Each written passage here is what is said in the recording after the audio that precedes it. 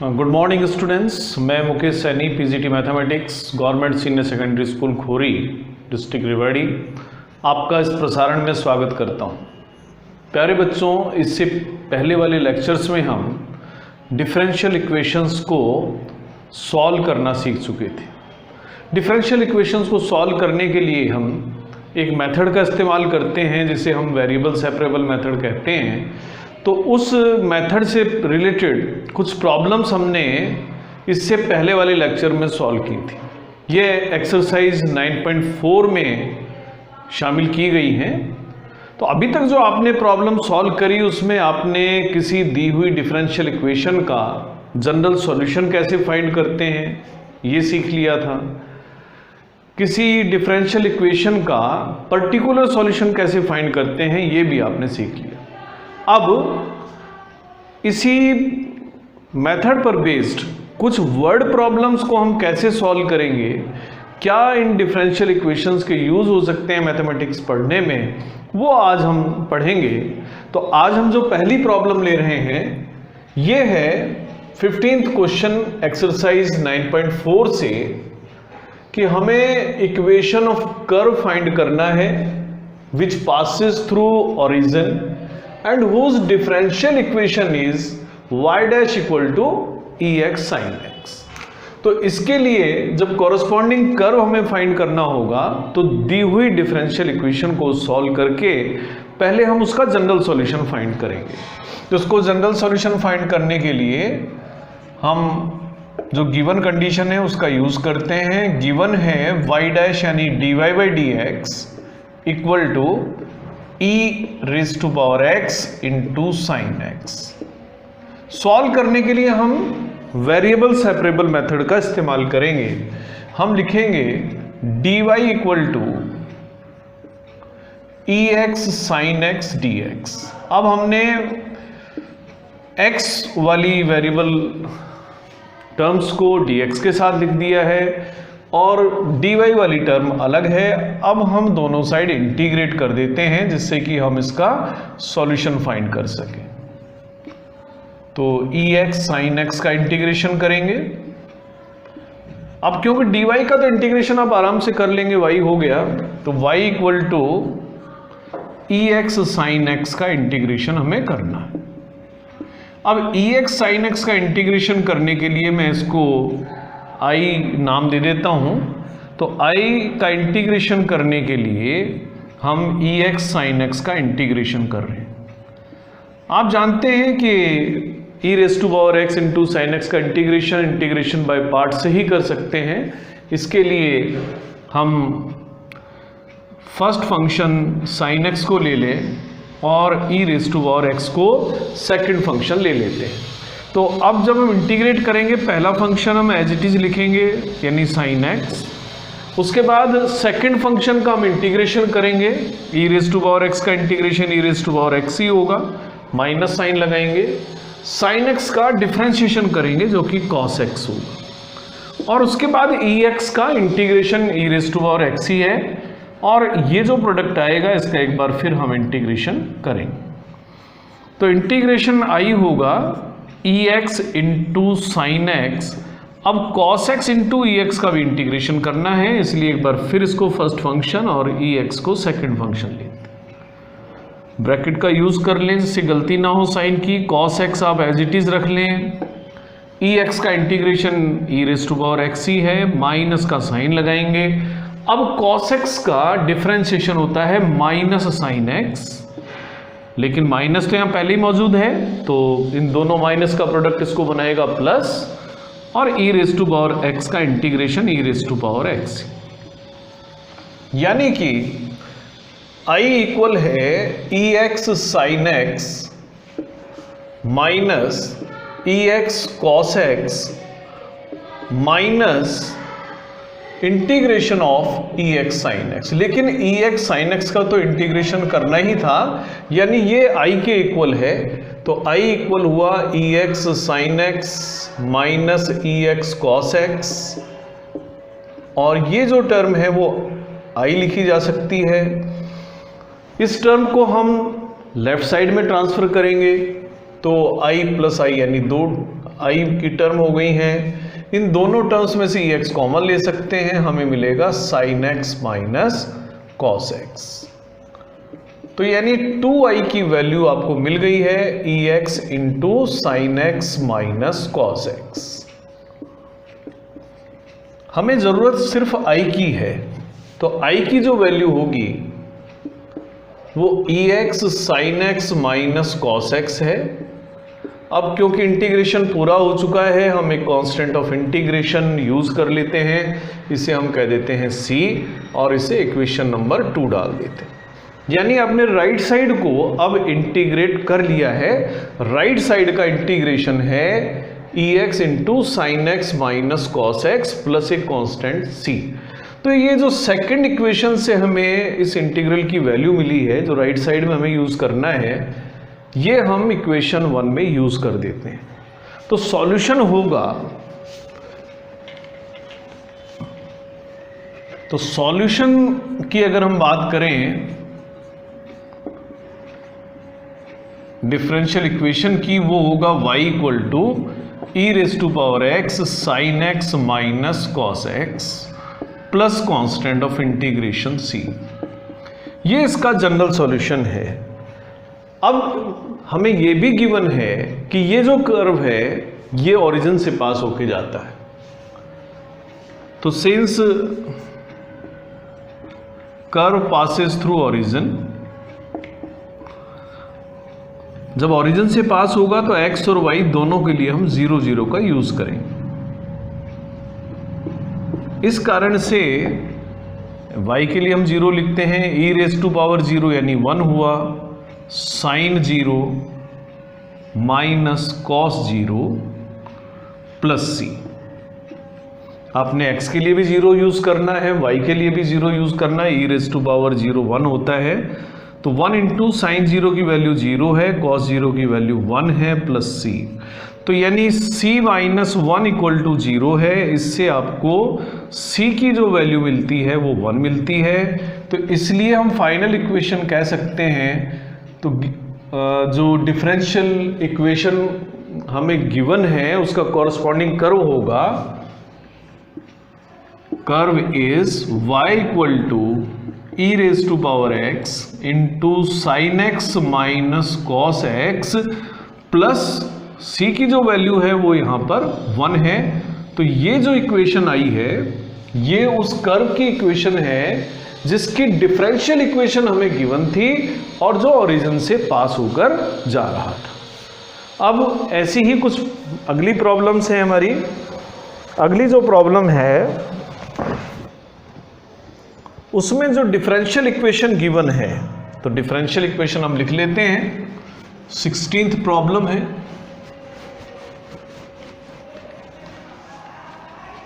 तो 16th problem में जो डिफरेंशियल इक्वेशन हमें गिवन है वो है x y into d y by d x equal इन, ये जो है इक्वल है x plus 2 into y plus 2 के। अब इसके कॉरस्पॉन्डेंस में ये एक डिफरेंशियल इक्वेशन हमें गिवन है, इसकी कॉरस्पॉन्डिंग जो इक्वेशन होगी फैमिली ऑफ कर्व की, वो हमें फाइंड करनी है जो 1 और -1 से पास होकर जाता हो। उस कर्व की इक्वेशन हमें फाइंड करनी है जो इस डिफरेंशियल इक्वेशन का कॉरस्पॉन्डिंग कर्व है और जो 1 -1 पॉइंट से पास होके जाता हो। तो इसके लिए एक बार फिर हमें डिफरेंशियल इक्वेशन को सॉल्व करके उसका जनरल सॉल्यूशन फाइंड करना है। तो इसको सॉल्व करने के लिए, क्योंकि ये गिवन है, ये 16th क्वेश्चन है, हम y dy y की टर्म लेफ्ट साइड में रखते हैं, x प्लस 2 राइट साइड में था, dx को ट्रांसफर कर लेते हैं और y प्लस 2 को यहाँ डिवाइड करते हैं, इधर x से डिवाइड करते हैं। यानी हमने फिलहाल वेरिएबल्स को सेपरेट कर लिया है।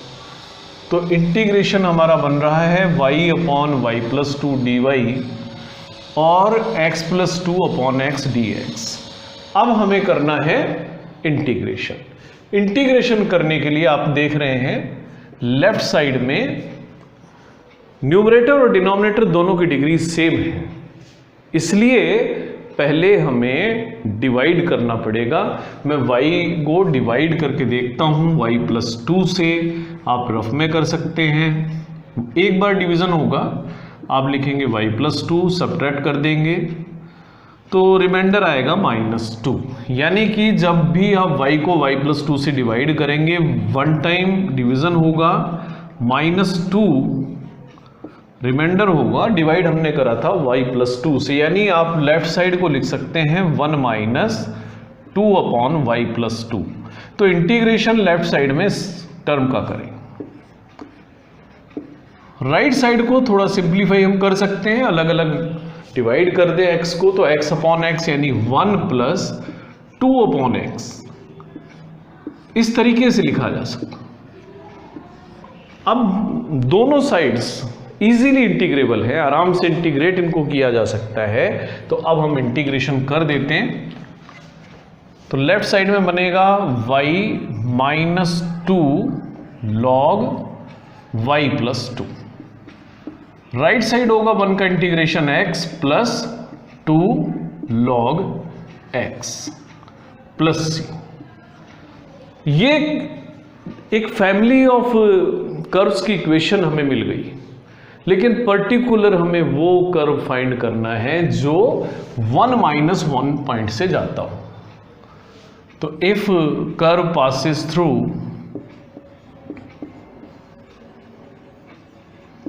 द पॉइंट 1 and -1, तो उसको सेटिस्फाई भी करेगा।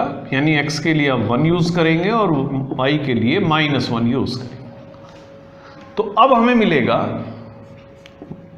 y के लिए -1 यूज करेंगे, -1 - 2 log -1 + 2 यानी log of 1 इक्वल टू, अब x के लिए आप 1 यूज करें, 1 + 2 log 1 + c। आप इसे इक्वेशन नंबर 1 डाल। अब आप जानते हैं log 1 की वैल्यू 0 होती है, तो लेफ्ट साइड में मिला है -1, राइट साइड में 1, log 1 फिर एक बार 0 होगा +c। तो इससे आपको c की जो वैल्यू मिलती है वो -2 मिलती है। c की वैल्यू क्योंकि अब हमने फाइंड कर ली है, तो अब मैं पर्टिकुलर सॉल्यूशन लिख सकता हूं उस कर्व का। तो रिक्वायर्ड कर्व इज, तो जो रिक्वायर्ड कर्व है उसको हम लिख सकते हैं y - 2 log y+2 equal to x + 2 log x - 2। तो ये है दिए हुए डिफरेंशियल इक्वेशन का कॉरस्पॉन्डिंग वो कर्व जो 1 और -1 पॉइंट से पास होकर जा रहा है। अब मैं अगला क्वेश्चन लेता हूं जो क्वेश्चन नंबर 17 है।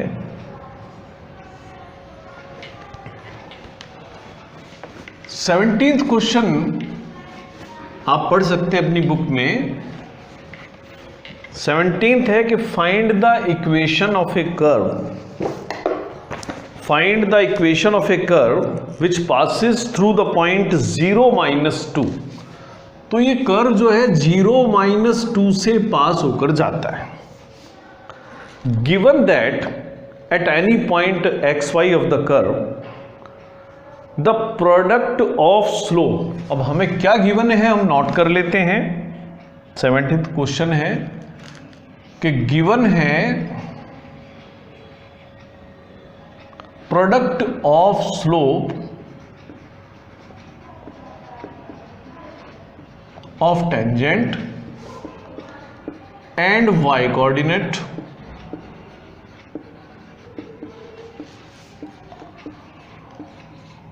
is equal to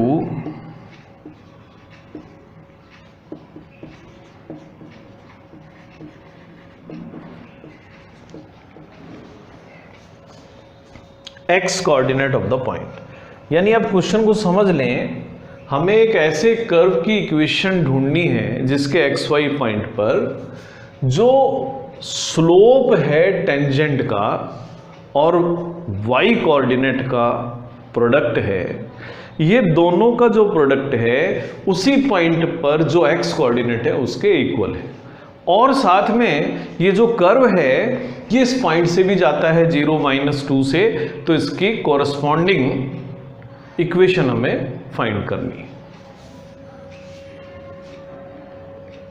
तो आप जानते हैं कि अगर हम किसी भी कर्व y = fx की बात करें और उसके किसी xy पॉइंट पर हम टेंजेंट की इक्वेशन की बात करें, उसके स्लोप की बात करें, तो स्लोप ऑफ टेंजेंट को हम dy/dx से रिप्रेजेंट करते हैं। तो मान लेते हैं कि xy पॉइंट पर जो स्लोप है टेंजेंट का वो dy/dx है। तो अकॉर्डिंग टू क्वेश्चन मैं लिख सकता हूं जो टेंजेंट का स्लोप है dy/dx, y कोऑर्डिनेट यहां पर y है, और इन दोनों का जो प्रोडक्ट है उसी पॉइंट पर जो x कोऑर्डिनेट है यानी x के बराबर है। ये हमें गिवन है कि dy/dx × y x के इक्वल है। तो ये हमारी डिफरेंशियल इक्वेशन फॉर्म हो गई। इसको हम सॉल्व कर लेते हैं। इसको हम लिख सकते हैं y dy = x dx। अब वेरिएबल्स हम सेपरेट कर चुके हैं, इसलिए अब हम इंटीग्रेट भी कर सकते हैं। तो इंटीग्रेशन कर देते हैं, हमें मिलेगा y × dy = मिलेगा x dx। y का इंटीग्रेशन यानी y² / 2, x का इंटीग्रेशन यानी x²/2 और प्लस कांस्टेंट ऑफ इंटीग्रेशन जिसे हम c से डिनोट कर देते हैं। अब c की वैल्यू अगर हम फाइंड कर लेंगे तो हम उस इक्वेशन तक पहुंच जाएंगे। c की वैल्यू फाइंड करने के लिए गिवन है कि ये जो कर्व हमें इक्वेशन 3 में मिला है ये 0 - 2 पॉइंट से पास होकर जाता है।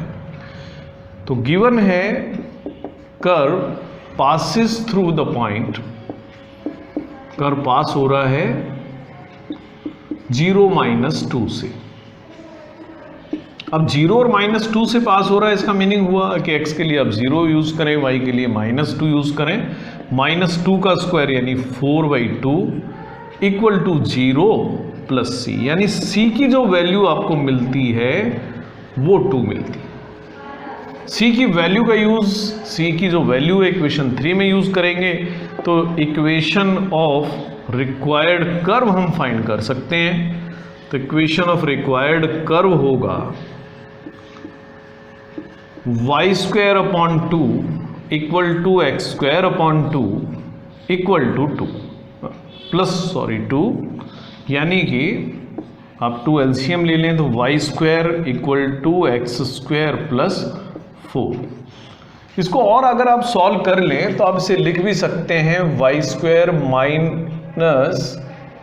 x² = 4।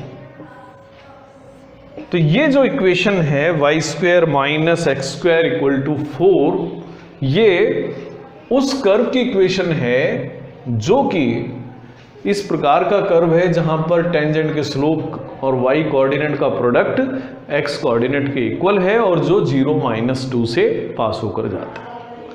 अब अगला जो क्वेश्चन हम ले रहे हैं वो 18th क्वेश्चन है। 18th क्वेश्चन भी कुछ इसी प्रकार का है। यहां पर भी हमें एक कर्व की इक्वेशन फाइंड करनी है। तो एक बार हम पढ़ लेते हैं 18th क्वेश्चन। 18th क्वेश्चन है कि at any point xy of A curve slope of tangent is twice the slope of the line segment joining the point of contact to the point -4 - 3.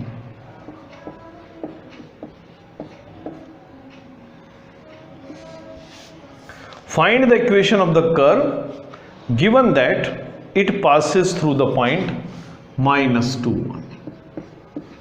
एक बार फिर आप समझ लें, क्वेश्चन है कि एक कर्व है, उसके xy पॉइंट पर जो टेंजेंट का स्लोप है, यानी हम xy पॉइंट पर एक टेंजेंट ड्रा कर दें, उसका स्लोप फाइंड करें जो कि dy/dx होगा। वो इक्वल है, वो इक्वल नहीं, 2 टाइम्स है। किसके 2 टाइम्स है? The slope of line segment P, यानी PA का जो स्लोप है उसका 2 टाइम्स है, जो कि टेंजेंट का स्लोप है। अब जो कर्व है वो -2 1 पॉइंट से जाता है, तो उस कर्व की इक्वेशन हमें फाइंड करनी। तो मान लेते हैं y = fx टाइप का कर्व है। लेट एट पॉइंट P की हम बात कर लें, पॉइंट P कोई जनरल पॉइंट है, xy be a point on given curve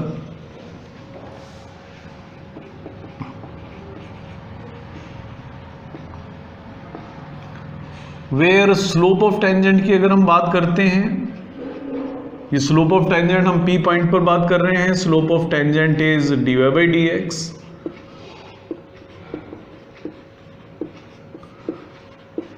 अब यहीं पर कहीं कोई पॉइंट है A जिसके कोऑर्डिनेट्स हमें गिवन हैं, तो स्लोप ऑफ, अगर मैं PA की बात करूं तो आप x1 y1 और x2 y2 पॉइंट को ज्वाइन करने वाले लाइन सेगमेंट का स्लोप जानते हैं, y2 - y1 upon x2 - x1 होता है।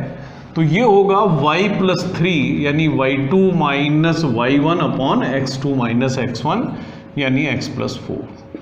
क्वेश्चन में हमें बताया गया है कि स्लोप ऑफ टेंजेंट ट्वाइस है PA का, स्लोप ऑफ टेंजेंट है 2 times of slope of PA। Slope of tangent आपने जानते हैं dy/dx होता है, PA का स्लोप आपने फाइंड करा है और उसका 2 टाइम्स करना है, यानी 2 times of y+3 upon x+4 करना है। ये कंडीशन हमें गिवन है। अब इसे इक्वेशन 1 डाल दें और अब इसको हम सॉल्व करते हैं। सॉल्व करने के लिए वेरिएबल्स को कर लेते हैं सेपरेट। तो यानी हमें मिलेगा dy/y+3 equal to 2 times of dx upon x+4। Variables separate हो चुके हैं और अब वेरिएबल सेपरेट होने के बाद में हम कर देते हैं दोनों साइड्स का integration.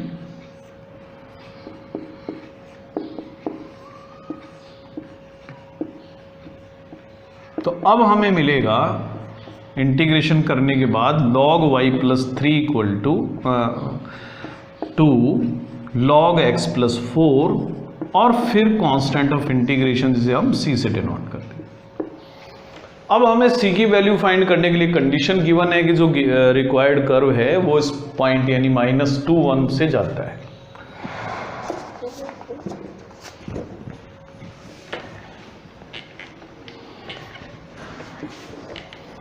But curve passes through, curve pass हो रहा है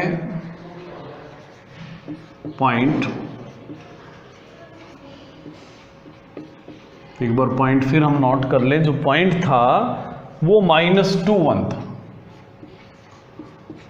देयरफॉर अब x के लिए आप 2 यूज करें माइनस का और y के लिए 1, तो आपको मिलेगा log ऑफ 1+3 यानी 4 इक्वल टू 2 log -2 + 4 यानी कि 2। ये c की वैल्यू यानी log 4 equal to 2 log 2। log 4 c आपको ऐड कर देना है, तो log 4 और आप log 2 को भी लिख सकते हैं log 2⁻² प्लस c। तो log 4 इक्वल टू, ये भी log 4 ही है, प्लस c, यानी c की जो वैल्यू है यहां पर 0 है। c की वैल्यू फाइंड हम कर चुके हैं, तो कर्व होगा log y+3 equal to 2 log x+4 का मॉडुलस। इसे आप इस तरह से भी लिख सकते हैं लॉग की प्रॉपर्टी अगर आप यूज़ कर लें तो आप लिखेंगे log x + 4 raised to power 2, ये log y + 3 की वैल्यू है। जब इसे और सॉल्व करेंगे तो आप लिख सकते हैं y + 3 = x + 4 का स्क्वायर। तो ये जो इक्वेशन आई है y + 3 = x + 4 का स्क्वायर, ये कॉरस्पॉन्डिंग कर्व की इक्वेशन है जो हमें गिवन था और जो -2 1 पॉइंट से पास होकर जा रहा था। अब 2-3 जो क्वेश्चन अगले हैं वो लगभग एक जैसे हैं। इनमें से एक क्वेश्चन हम अभी ले रहे हैं। तो ये क्वेश्चन है,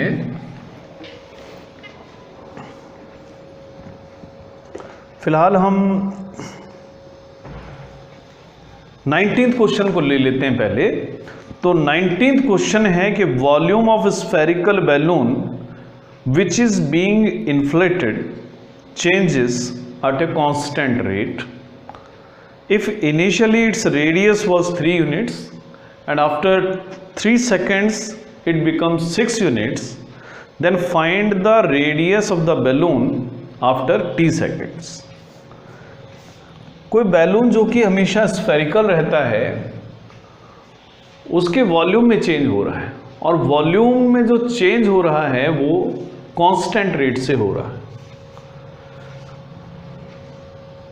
तो मान लेते हैं, अब ये भी हमेशा ध्यान रखेंगे जब भी कोई विशेष बात ना कही जाए मैथमेटिक्स में, आप बैलून को आप परफेक्ट स्फीयर की तरह ट्रीट करें। तो मान लेते हैं किसी टाइम t पर रेडियस बैलून का r है और उसी समय उसका वॉल्यूम v है। तो let at any time t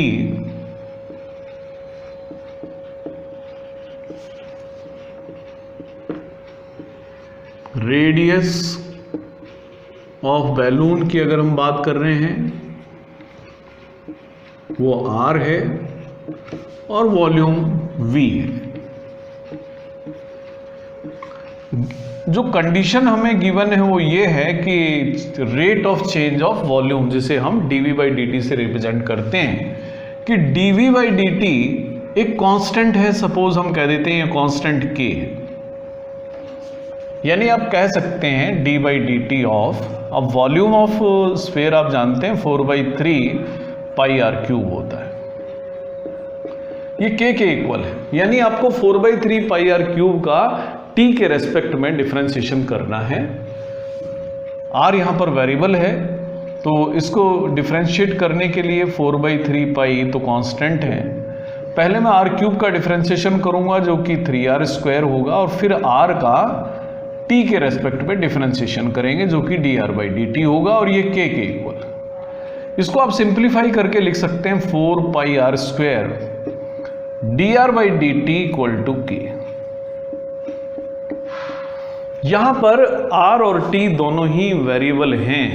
जैसे जैसे t चेंज होता है r भी चेंज होता है, तो दोनों वेरिएबल्स हैं। हम दोनों को सेपरेट कर लेते हैं, लिखते हैं 4πr² dr = k times of dt। ये आप इक्वेशन 1 ले लें, क्योंकि यहां पर हमने वेरिएबल्स को सेपरेट कर दिया है, r को अलग कर दिया है, t को अलग कर दिया है। और अब मैं इंटीग्रेट कर देता हूं जिससे कि हम इसको सॉल्व कर सकें। यानी 4πr² dr का इंटीग्रेशन k dt के इक्वल है। तो इंटीग्रेशन होगा 4π तो कांस्टेंट है, r² का इंटीग्रेशन r³/3 होगा, k कांस्टेंट है, dt का इंटीग्रेशन t होगा, प्लस एक कांस्टेंट ऑफ इंटीग्रेशन हम यूज करेंगे और वो मान लेते हैं c।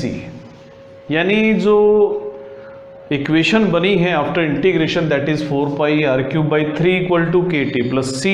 यहाँ पर दो अननोन कांस्टेंट्स हैं k और c जिनकी वैल्यू हमें डिटरमाइन करनी है, और तभी हम किसी पर्टिकुलर टाइम पर रेडियस फाइंड कर पाएंगे।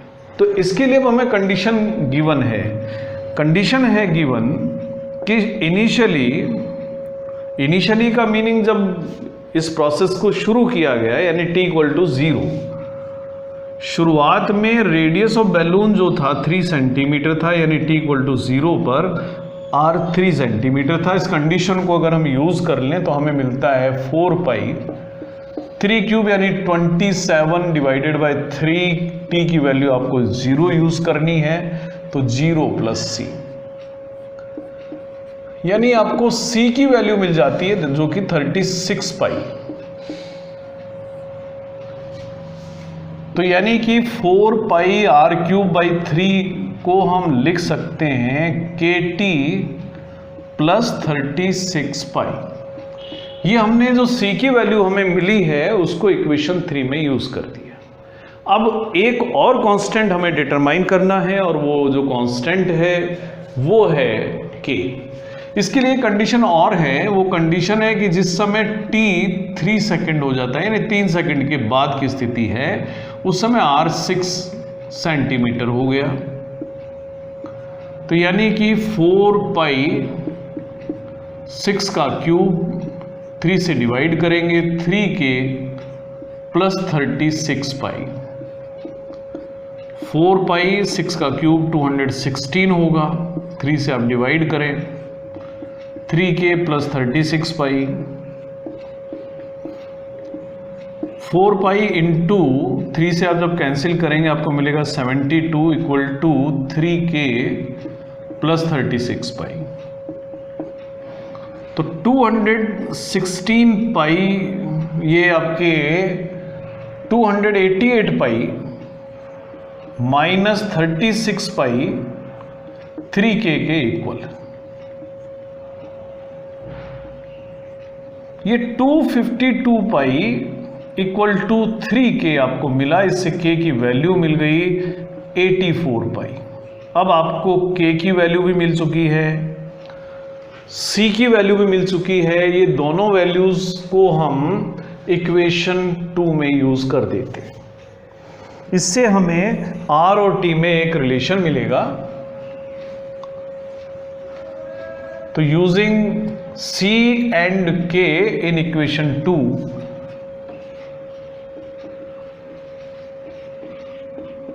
c और k का इक्वेशन 2 में हम यूज करते हैं, हमें मिलेगा 4 pi r cube upon 3 equal to value 84 pi है इंटू t प्लस 36 पाई।